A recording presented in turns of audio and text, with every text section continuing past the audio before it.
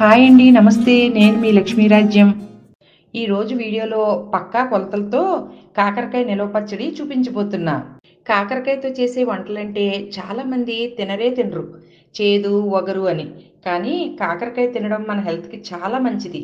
అంతేకాదు, సరిగ్గా చెయ్యాలే కానీ కాకరకాయతో చేసే ఏ వంటకమైనా సూపర్గా చేసేయచ్చు. కాకరకాయ పొడి ఎలా చేసుకోవాలో మన ఛానల్లో ఆల్రెడీ చూపించాను. ఆ వీడియో లింకు డిస్క్రిప్షన్ బాక్స్లో ఇస్తున్నాను. మీరు చూడకపోతే కనుక వెళ్ళి చూసేయండి. ఈ కాకరకాయ నిలవ పచ్చడి చాలా ఈజీగా చేసేసుకోవచ్చు. మొదటి ముద్దలోకి నెయ్యి వేసుకుని కలుపుకుంటే చాలా చాలా బాగుంటుంది. తయారీ విధానం చూసేద్దామా? కావలసిన పదార్థాలు: అర కేజీ కాకరకాయలు, పావు కేజీ చింతపండు. పులుపు మీ టేస్ట్ని బట్టి వేసుకోండి. ఈ కాకరకాయ నిలవ పచ్చడికి ముదురుకాయలు తీసుకుంటేనే బాగుంటుంది. ముప్పావు కప్పు కారం, పావు కప్పు సాల్ట్ తీసుకోండి. ముందుగా చింతపండును వేడి నీళ్ళలో నానబెట్టుకుని గుజ్జుగా తీసుకుని పక్కన పెట్టుకోండి. కాకరకాయలను పై చెక్కంతా తీసేసుకుని ముక్కలుగా కట్ చేసుకుని పక్కన పెట్టుకోండి. కాకరకాయలని చక్రాలుగా కానీ పొడవుగా ముక్కలుగా కానీ కోసుకోండి.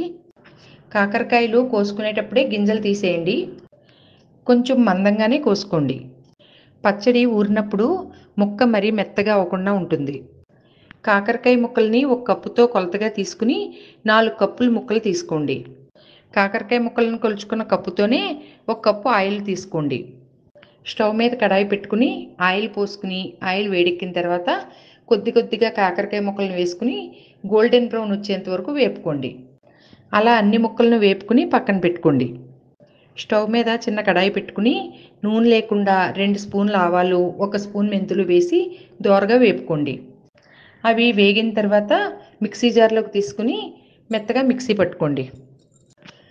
ఆ పొడిని పక్కకు తీసుకుని అదే మిక్సీ జార్లో 2 వెల్లుల్లిపాయలను వేసుకుని కోర్స్గా చేసుకుని పక్కకు తీసుకోండి. స్టవ్ మీద కడాయి పెట్టుకుని పేస్ట్గా తీసుకుని చింతపండు గుజ్జుని వేసుకుని బాగా ఉడకనివ్వండి.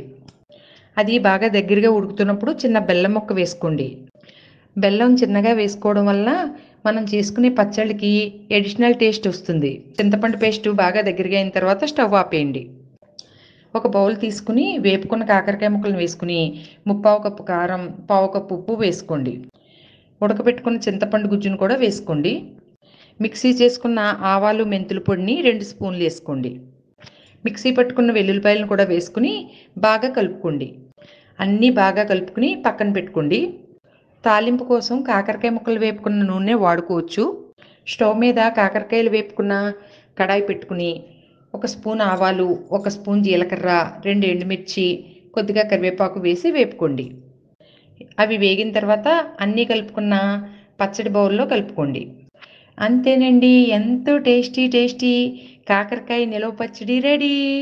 ఈ పచ్చడి 2 రోజులు మగ్గనిచ్చి 3వ రోజు నుంచి వాడుకుంటే చాలా బాగుంటుంది.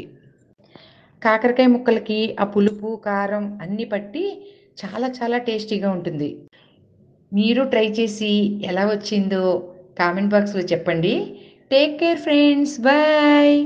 నా వీడియోస్ మీకు నచ్చినట్లయితే లైక్, షేర్ అండ్ సబ్స్క్రైబ్ చేసి నన్ను ఎంకరేజ్ చేయండి.